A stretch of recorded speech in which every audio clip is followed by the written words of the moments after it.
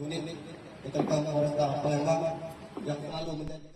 Adanya aksi unjuk rasa oleh sejumlah LSM di Kejaksaan Agung RI yang menyuarakan tentang dugaan tindak pidana korupsi yang melibatkan PJ Bupati Muara Enim Ahmad Rizali dibantah langsung oleh Ahmad Rizali.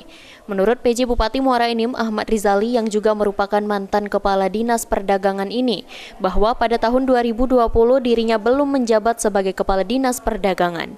Sementara pada tahun 2021 semua item yang disangkakan sudah semua diperiksa oleh BPK. Sebagai diri pribadi, pejabat dan warga negara berhak melakukan tindakan hukum dengan melaporkannya ke Polda Sumsel dan laporan ini sudah berjalan. Terkait aksi demo, setiap orang juga punya hak dan tak bisa dilarang.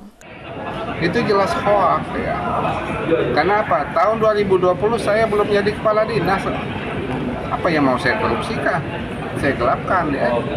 Nah, tahun 2021 katanya dari 10 item itu hanya ditampilkan 6, tidak, semua 10 ditampilkan, semua dilaksanakan dan selesai ya. Dan itu setelah diperiksa oleh BPK RI ya. Dari 2 item yang dilaporkan itu jelas salah. Nah, saya selaku pribadi sebagai pejabat maupun warga negara berhak untuk melakukan tindakan hukum. Saya laporkan ke Polda Sumsel tanggal 22 Januari 2024 dan itu sekarang bergulir proses. Dengan bantahan tersebut, Ahmad Rizali meyakini kalau dirinya tidak pernah melakukan apa yang sudah terjadi dan isu yang beredar. Dirinya sangat menghormati terkait proses laporan yang dibuat dan masih menunggu hasil dari proses hukum itu sendiri. Mardiansyah, PAL TV.